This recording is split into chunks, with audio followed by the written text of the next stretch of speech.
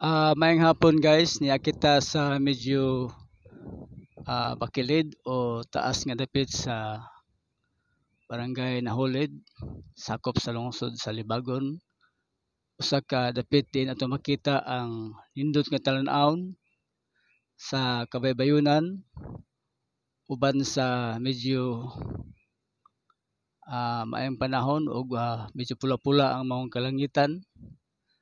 So ato makita ang palibot nga ubos nga bahin sa maong barangay, ining barangay Nahulid, lungsod sa Libagon, Southern Leyte. Og ato makita ang maayong panahon usab, palibot nga medyo bugnaw na tungod kay niadtas kahaponon.